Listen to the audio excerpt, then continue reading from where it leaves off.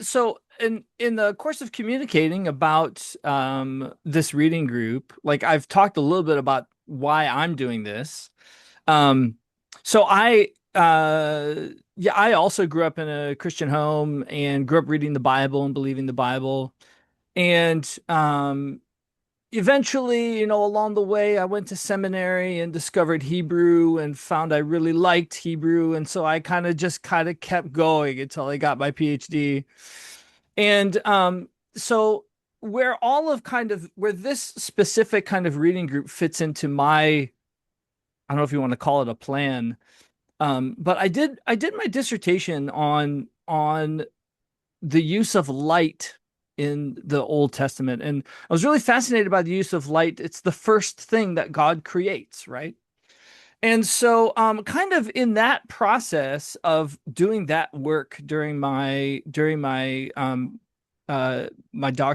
master's and doctoral research, I kind of developed a method that I'm interested to kind of try out of right, so like kind of my first project I did in my doctorate of working on like a theology of light, and kind of the next thing of where I want to go after that is to deal with a theology of creation. I think like as several of or as has been mentioned, right, in this brief conversation we've had, right, like questions about our origins and questions about God and the relations of God to how we as people began, right? These are questions that we never quite outgrow.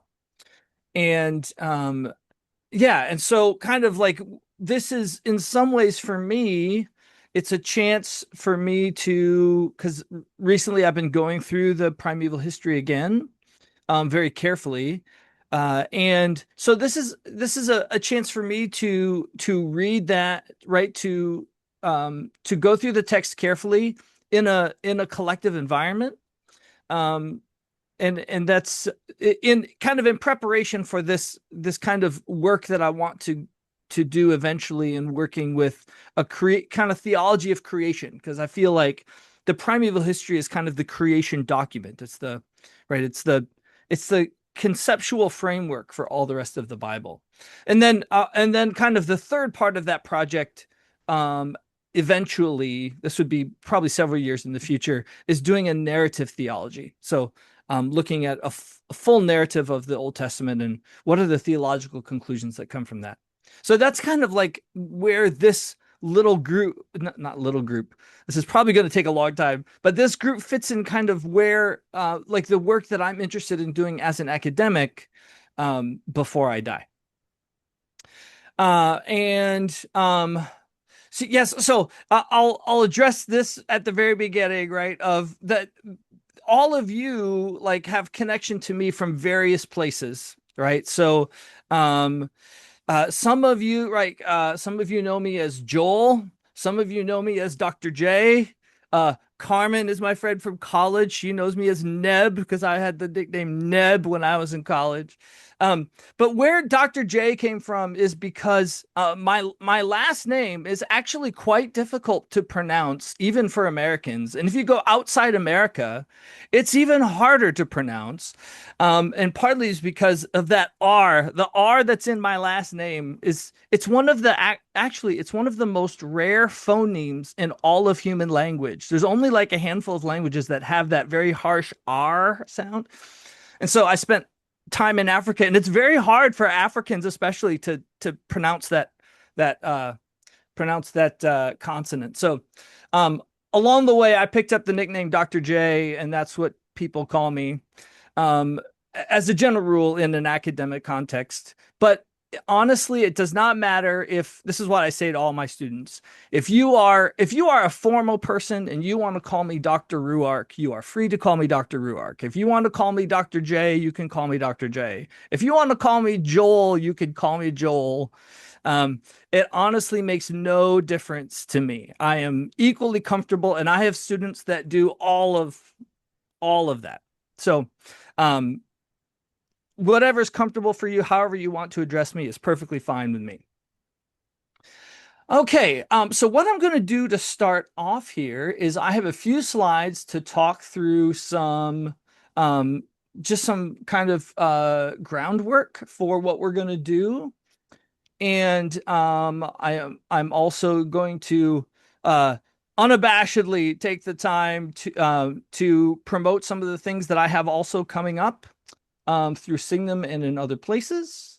And then we're going to get started reading text. We'll probably only do maybe one or two sentences today. But oh, I've said this online in emails, but I have a class that meets right out a Hebrew class that meets right after this. So for these first few months, I'm gonna have to jet out at like 6:55.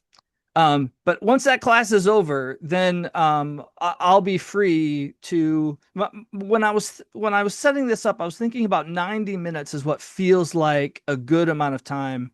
That way, if there's something that we want to engage in a long conversation about, we have time to do that. But that's going to be like that class will be over like end of October, so it'll be a few months that we're just going to go for 1 hour, and then we'll be freed up after that. So uh while I'm just getting my screen set up, any questions so far?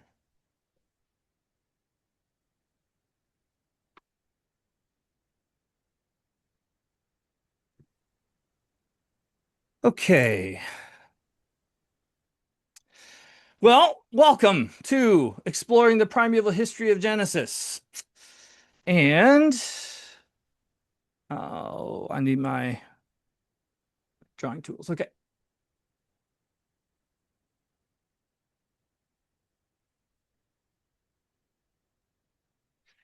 Okay, we did the welcome and introduction. So this is the tagline I've chosen for this reading group is asking questions about biblical origins together. And every time I've taught the primeval history, I kind of always give this caveat that well, I kind of give this caveat when I teach the Old Testament in general too, and that is as a general rule, right? Like when we come to the Old Testament, um, I tell students there are no easy answers in the Old Testament. There are no easy answers. There are some answers, but none of them are easy. And when we get to the primeval history, there's even fewer answers. And so I just want to say like that one of the things that for me is fascinating about the primeval history is that there's always more questions than we have answers. And I'm the type of person that rather than being frustrated by that, that fascinates me. And so that's why, right? So that's why I specifically don't have the verb answering, right? We're not answering questions about biblical origins. We're asking questions. And if we arrive at some answers, that's great. But truthfully, a lot of the questions that are asked about the primeval history or that the primeval history raises are types of questions that there aren't universal answers for, right? They're answers that require a reader to think and come to their own conclusions.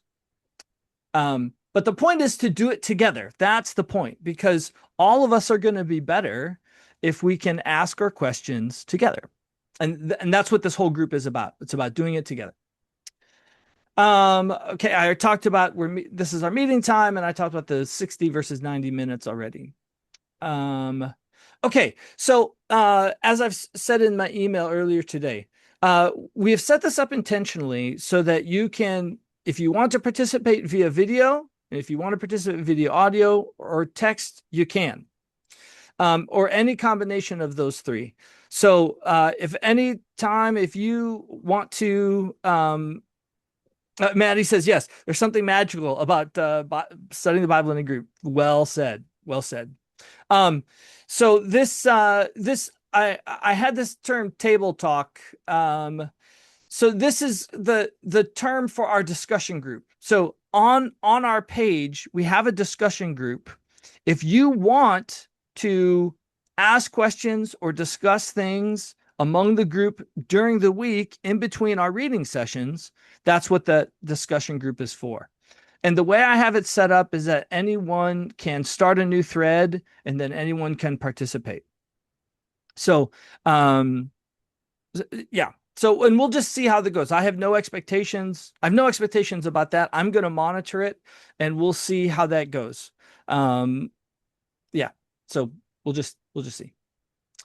Okay. I'm going to show you my screen. On the screen, as we read through, I'm going to reference the Hebrew, what we call the Masoretic text, um, which is the version of the Hebrew Bible that most English translations are based on. I'm also going to have the Greek Septuagint, which is a very old translation of the Hebrew Bible into Greek. It's actually the Greek translation that we have is actually older than the oldest Hebrew Bible we have. So the Greek translation was done even before the time of Jesus.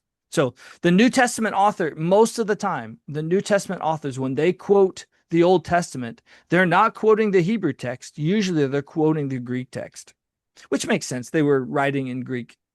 But it's an important witness for us in reading just the Hebrew Bible in general. And then I'm going to use three English translations, which I will have on the screen, which I'll talk more about in just a moment. Oh, and then as I've said already, I'm a Christian, and so unapologetically, I'm going to be approaching this text from a Christian perspective. So, um, yeah, that's just the way I'm going to be reading it from a Christian perspective. So someone who doesn't have Christian confessional commitments might come to some different conclusions, and that's fine. Um, Even if in this group there's some difference about that, that's perfectly fine. I'm very comfortable with that. It's just important for me as a scholar and as a Christian to be honest about the fact that I have certain commitments, faith commitments that inform my reading of this text. Okay, so what is the primeval history? So a few of you have been in my biblical foundations class, and so you've had some exposure to this. The book of Genesis is divided into 12 sections that are separated by this Hebrew word toledot, which means account or generations. So the first six sections range from Genesis 1:1 to Genesis 11:26. This is what we call the primeval history. Um, the last six sections range from Genesis 11:27 all the way to the end of the book. And that's the story of the patriarchs, Abraham, Isaac, Jacob, and Joseph. Um, these form two halves. It's like the book is written in two movements, right? So we have the second half is the story of the Israelite patriarchs. The first half is what we call the primeval history. So it's an account of the world from creation when we leave off with Abraham. Yeah, Abraham is like the last person who's mentioned in the primeval history, and then of course Genesis 11:27 picks up Abraham's story. So that's why we're like, we're ending where we're going to end at Genesis 11:26, is because of this division, these two halves that seem obvious. It seems obvious that the author is organizing the story of Genesis in this way. And if you look at like commentary, a lot of commentaries on the book of Genesis will divide it here. Right. So there's lots of commentaries that will have one volume on Genesis 1 through 11 and then one volume on Genesis 12 through 50. And this is why. It's because of the what appears to be the organizing principle in the book, the use of this word toledot. I should say we'll get here eventually. The first use of the word toledot is in chapter 2, and in Greek it's translated as Genesis, which is where we derive the English name of the book, Genesis. That's a transliteration of the Greek.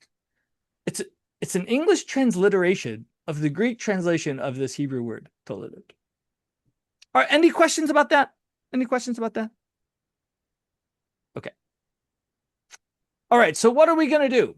We are going to read the primeval history sentence by sentence. And what I will do is I will, once I put the versions on the screen, I will read the sentence in Hebrew. And then I will give when I say a rough translation, I'm going to translate it as if it's like an interlinear. So very, very rough, a very rough translation. And then what we will have on the screen is we will have the Hebrew text, we will have the Greek text, and then I've chosen these three versions. So the King James Version, the NIV, and the NRSV. So as a general rule, the KJV, King James Version, it's a very good translation of the Bible. Obviously, from English perspective, it's outdated right now, but it stood the test of time because it is such a good translation. And I still consult the King James a lot as a Hebrew scholar because often it's so close that often by reading the King James Version, I can see how the translators are understanding grammatically the Hebrew text that's underlying that translation.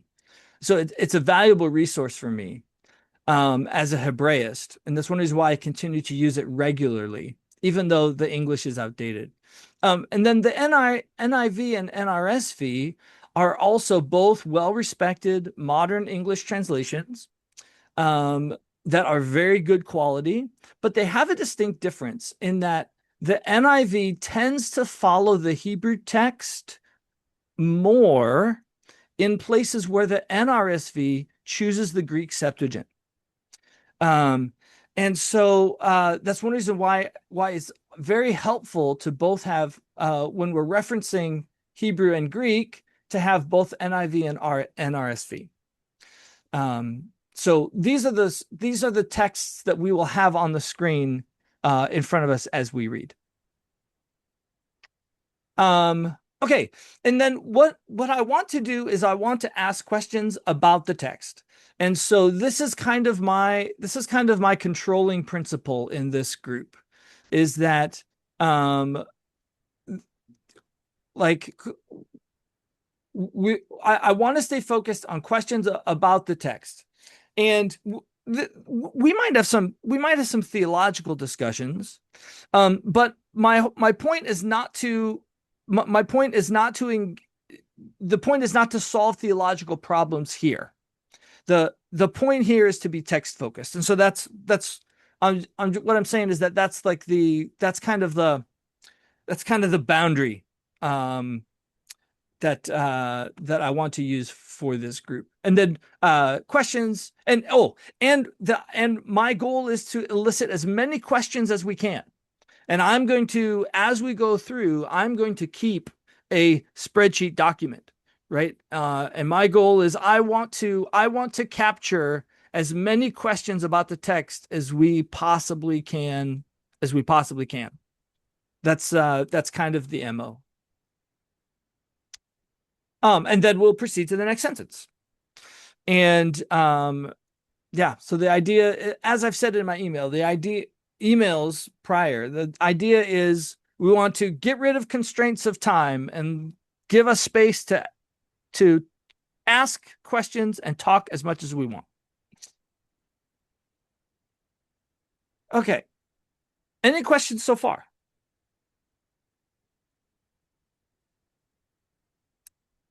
Okay. Now, go ahead, Maddie. Yep. Go ahead. I'm sure this will become more obvious as time goes on, but I'm trying in my mind to distinguish the difference between asking questions about the text without involving theological discussion. But I understand. Yep. This might become clear as thing goes on. So don't need to deal with that right now, but well, so one example of this would be, right, like as a Christian, I read Genesis 3:15 as being a prophecy about Jesus, right? Which is where God speaks to the serpent and says, I will put enmity between you and the woman, between your seed and her seed. He will bruise your head and you will bruise his heel. Right. I read that as being about Jesus. Um, but that's really that's the fact that I believe that that's about Jesus is external to the text. Does that make sense? Like, and someone who's right, obviously someone who's not a Christian who doesn't believe Jesus is the Jewish Messiah, um, right, might come to a very different conclusion about that verse. That's an example.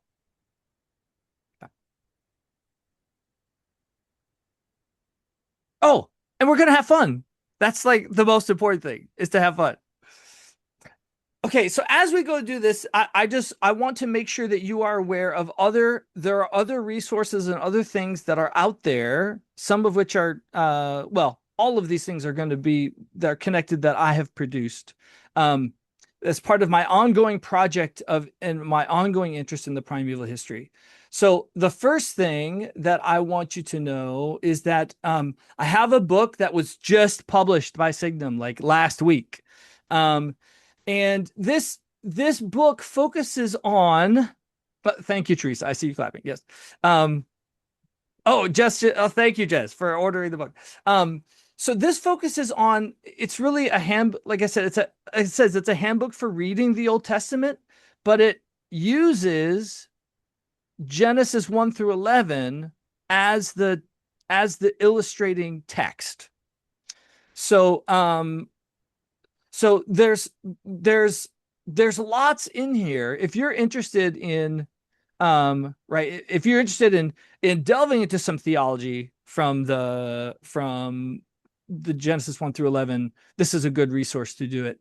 And this but this book is really it's meant to this book is aimed for actually, Teresa, this book is aimed for like in your kind of case, right? Like you're trying to give students tools for studying the Old Testament and interacting with the narrative in an intellectually responsible way. Um, yeah, that's what this book and it's methodological. That's what I'm trying to say. So that um resource is available to you. It's very cheap. It's priced at $15. It's you can get paper or the ebook edition. So that's there for you. Um, I'm also, as the same time as I am doing this reading group, I have a good friend from my church who's a New Testament professor and is a Greek scholar. And we are going to be engaging in a series of conversations also about the primeval history, but specifically looking at textual and theological issues. So we have done our first recording already, and if you find my it's on my YouTube channel. Um, if you go search for my YouTube channel, you can find it. But we're going to be over the next few months. We have a series of about 20 conversations planned, and we're going to be doing them as we have time. But this resource is also available to you. The first one, we talk about what is the difference between the Hebrew Bible and the Greek Septuagint. We talk about that. Again, that's on my YouTube channel. Um, so I have an upcoming class in Signum that's going to be running in September on medieval Christian thought and practice. If that is of interest to you, by all means, I encourage you to sign up. This is going to be really fun. Um, I have a strong secondary interest in medieval Christianity and medieval spirituality. It was one of the most impactful classes I took in seminary. So that is on the Signum Everlearn.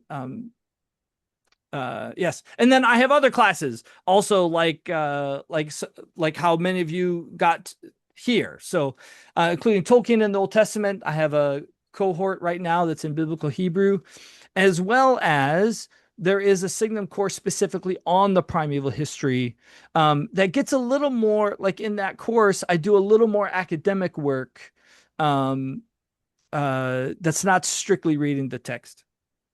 But anyway, I have a number of different classes that are there. Okay. Enough. Let us read.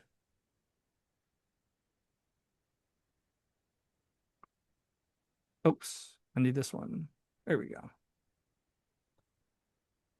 Okay, can everyone see this okay? Oops, hang on. I'm not seeing you now.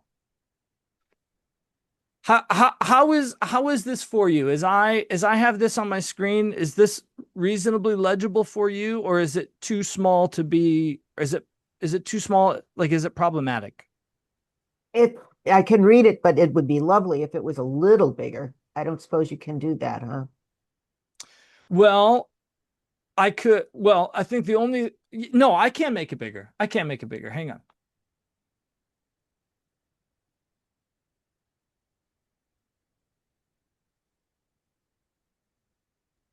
That's good. Thank you. Is that better? Teresa, no, it's not distracting to bring in other translations if you wish. No, I'm fine with that. Okay, so I call this the Goldilocks poll. So give me a Goldilocks poll.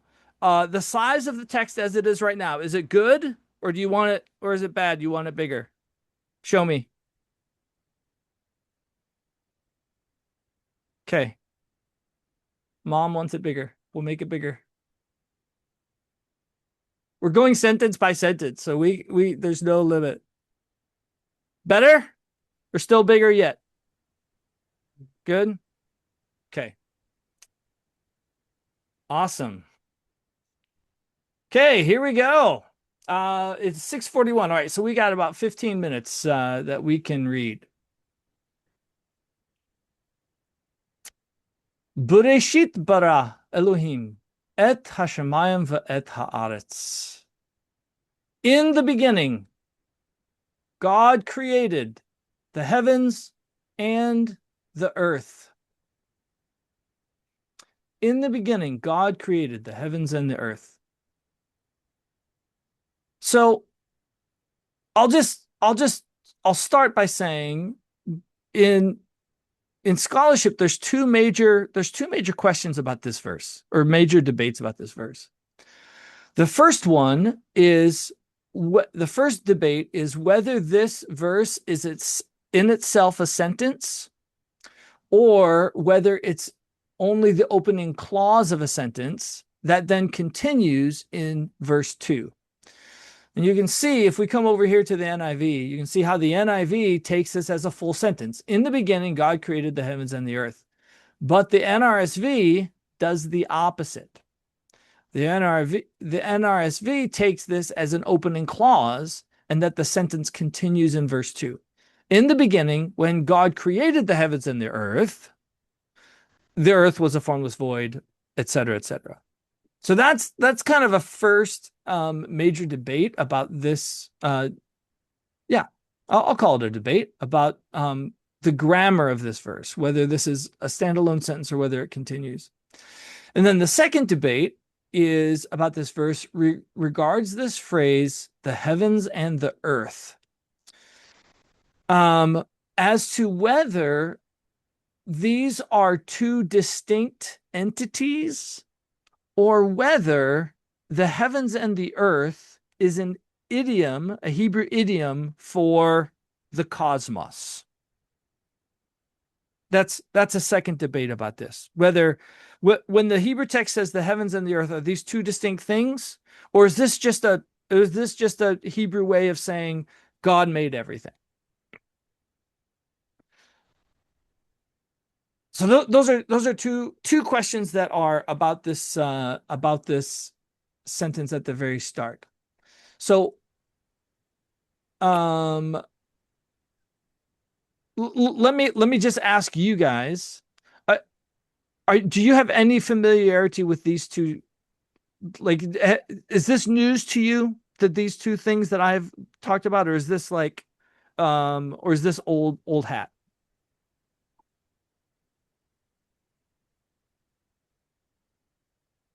Well, it's news to me. But it's interesting. Um, and I'm trying to decide the first one, whether the sentence ends at Earth, or whether that's they inserted the word the what is the last one is NRSV, inserted the word Yep. when in there. Yep. So in the Yep. beginning, God created the heaven and the earth, or in the beginning, when God created the heaven and the earth, heavens and the earth. Yep. It's a clause, and then I'm trying to decide what difference in meaning that makes. I need to think about that. This is again Yep. new to me, but Yep. interesting. Teresa has put in the chat, what would exist besides the heavens and the earth in the case they are separate entities? That's a great question. We'll deal with, let's deal with this. Let's deal with this one first because, so Jess and Teresa, Maddie, I don't think had we talked about construct chains, Maddie, when you were you still with us? Say Yeah, it I think again. we had talked a little bit. I was trying to remember whether you were still with us when we had talked about construct chains in Hebrew class. Yes, he S had. yes. One of the So, things I never understood. oh, got it. So the reason why this is a debate is because this word in Hebrew, this is a construct ending. It's an old construct ending. So, however, this is a verb. It's very, very, very rare um, that you would have a construct, a noun and a verb together in a construct chain. But that's why we have this. That's why we have this debate. Um, in my mind, I think the answer is pretty conclusive that verse 1 is a full sentence in and of itself, and that this construction is not a construct chain. And the reason why I think that is because this word always it always appears in construct form. Like it never appears in absolute form, even when it's clearly not associated in a construct chain. So, and this is very, and if this were a construct chain, it would be, this is for Jess. If this were a construct chain, this should be an infinitive, not a katal verb. And so it just, to, in other words, I would disagree with the NRSV translators here in translating it this way. I would personally would agree with NIV and the KJV and with the Greek text. You'll notice the I was Greek text has a period there. The Greek translators also understand that as its own prepositional phrase, and then as this is a finite verb, single sentence. That's the first thing. Joel, Yep. I was wondering if the Hebrew word is plural for heaven or singular. yeah, I was wondering too. That's a great question. And the answer is we don't know. Doesn't the Hebrew have a specific ending for plural? It does. It does. So I will say this. We know this is not a normal singular. We know Okay. that. So whenever this word Shemayim appears in the Hebrew Bible, it always looks like this. It's never any other form. Okay. Kind of the same thing with Reshit. Reshit it's always like this. It never takes any other form. Now there's debate about whether this is a plural, an unusual plural, or whether this is what's called a dual. So Hebrew has a dual form. If you want to talk about two of something, and my personal opinion is that this is probably a plural. It's probably a highly unusual plural, but we don't know for sure. We don't know for sure. It's certainly not a standard singular. Mhm. That's what it's certainly not. When we And think of so, heavens, aren't there, Mm. don't they talk about three different kinds of heaven? Three different yes, regions? Okay. yes, that's kind of a later Jewish conceptualization of cosmology, right? That Okay. there's like three different levels of heaven, and we can see evidence of that in the New Testament, right? If I'm not mistaken, I think it's Saint Paul in Second Corinthians talks about someone being caught up into the third heaven, meaning the highest one, right? Right. Okay. Yeah, but in terms of whether the form of that word is indicating that, it's very difficult to say because it always appears in this one form. And so, yeah, go ahead, Carmen. Okay, so my question was, you said that the Greek is treating this like it's one sentence. So, Yep. and I don't know much about Hebrew or Greek, but I think that the Hebrew doesn't have any punctuation. Is that correct? And that's part of why Um, this is tricky. right. So there is, if you look in this Hebrew text, let me get my uh let me get my red dot. You see how there's kind of this squiggly mark, and then there's like a Mhm. little thing that looks like a backwards L, and then there's like a little Yeah. thing that looks like an accent mark. So those are what we call cantillation marks, which function kind of like punctuation, but they were added much later, right? They were Yeah. like those marks are from like 1000 in the Christian era. They were not in, they were almost certainly not in the original text. Like we have old Hebrew manuscripts and they don't have those marks. Okay. So, So yeah, then go the ahead. Greek, so my other question is then, is the Greek the same way that the original does not have punctuation, or does it? Because obviously the translation shows a period, but I don't know if that's original, just like you're sh saying these Yep. marks when the Hebrew aren't original. So the honest answer to that question is I don't know for sure because I have not looked at Greek manuscripts myself. So there are some Greek manuscripts that are written with punctuation. There are some Greek manuscripts that are not.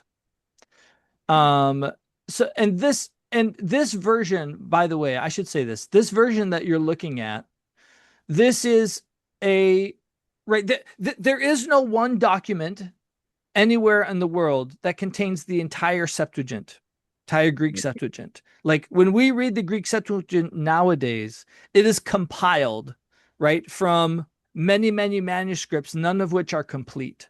Does that make sense? Yes.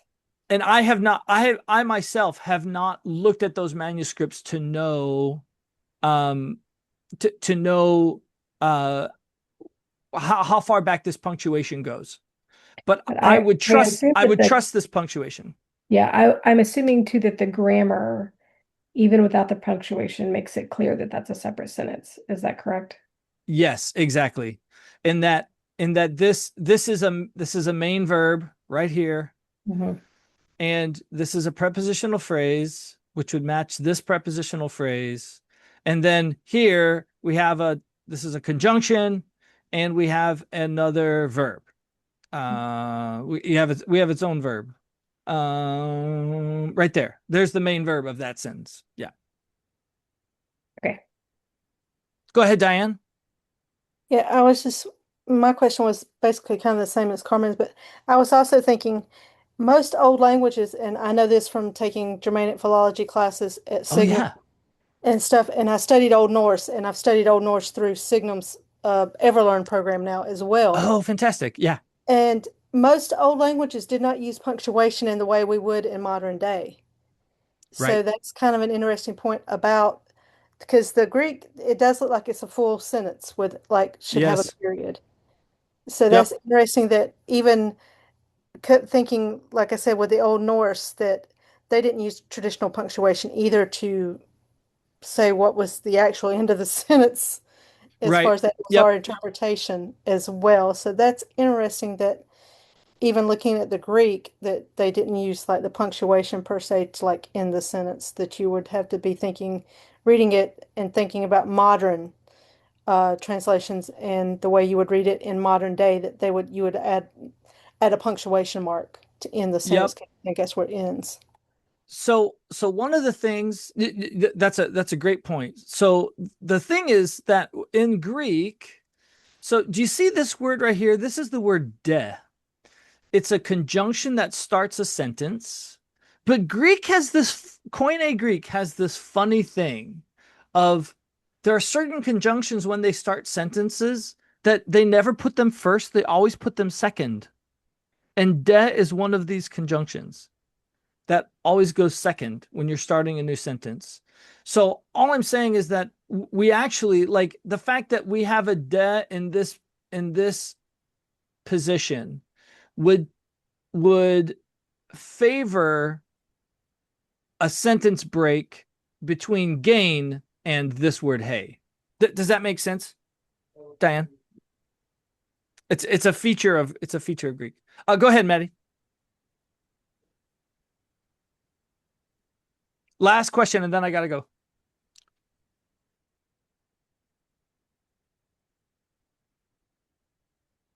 Oh, I'm not, Maddie. You're muted.